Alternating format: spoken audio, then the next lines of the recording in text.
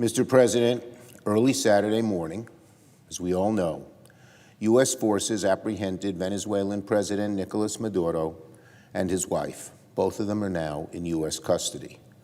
First, I'll say this: Maduro is a tyrant. Nobody mourns what has happened to him. Under his watch, the people of Venezuela have suffered immensely. But now the crucial question is what comes next for Venezuela and, more importantly, for the United States. Nobody really seems to know.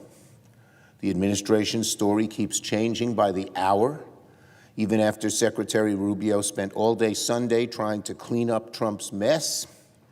The president went right back to repeat that the U.S. will now apparently run Venezuela for a while. On and on and on. No plan, no clarity, only chaos. Ironically and dangerously, the chaos Donald Trump has engendered in Venezuela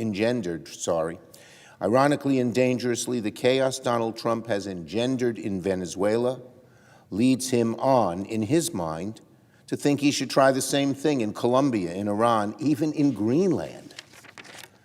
But the danger in Venezuela is only beginning. Donald Trump has opened a Pandora's box, and things will get out of hand very quickly. And if Donald Trump tries to do to Colombia and Greenland what he did in Venezuela, the disasters and consequences could compound exponentially, as bad as Venezuela alone was going to be. Whenever our country has gotten involved in this kind of regime change and nation building, American families pay the price in blood and in treasure. That's what happened in Iraq, for instance. The American people did not sign up for this kind of military adventurism when they voted for Donald Trump. They wanted a president focused on America first, focused on lowering the cost of living, lowering health care costs, lowering grocery prices. Just like Donald Trump broke his promise to release the Epstein files, he's now breaking his promise to end American involvement in the endless wars.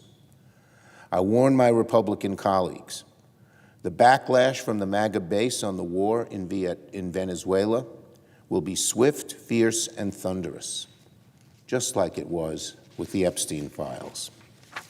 And if the Republicans go along with Donald Trump on Venezuela, Americans will pay the price in blood and in treasure, while Republicans could very well pay the price politically. In the meantime, the next step for Congress is clear. We must stop Trump's folly by invoking the War Powers Act. Later this week, I'll join Senator Kaine and Senators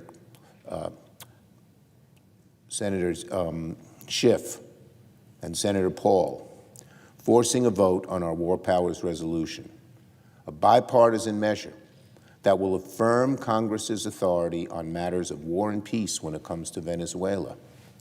If there was ever a time for Republicans to step up to the plate and stand up not just for the authority of Congress, but for our national security, our safety, that time is now.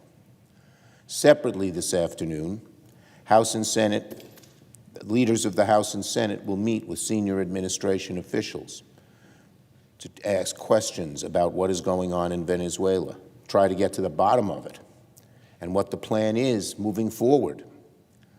An all-senators briefing is also being organized for later this week. I demanded these briefings immediately after the strike on Saturday.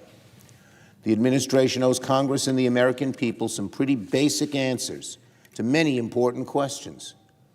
Most importantly, what the hell does Donald Trump mean when he says the United States now intends to run Venezuela? Does this mean we're now in the business of nation-building Venezuela? Are we going to put troops on the ground? How many? Where? And how much will it cost? How long will this go on? These questions should be answered to the Congress and, more importantly, to the American people before the administration attempts anything akin to so-called running Venezuela. Frankly, we also know why Senator Rubio misled Congress so blatantly over the past 4 months. On 3 occasions, I asked Rubio whether or not the administration was seeking regime change in Venezuela. 3 times the answer was no. We never really believed him in the first place, to be candid. But if Secretary Rubio wasn't straight with us about Venezuela, what else is he not being straight with us about now? What else is he not being straight with the American people now? For example, is an attack on Colombia now on the table? Or what about Iran or Greenland?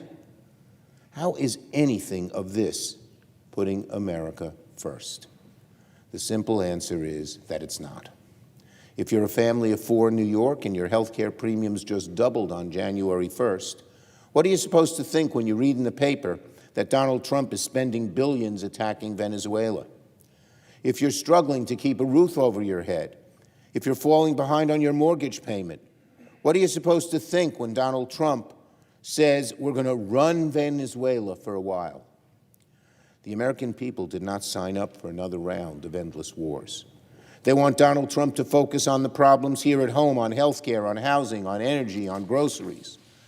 But Donald Trump's promise to keep us out of foreign entanglements is now as worthless as his promise to release the Epstein files. He promises his base one thing on the campaign trail and does the exact opposite once he's in office. And it's the American people who will pay the price.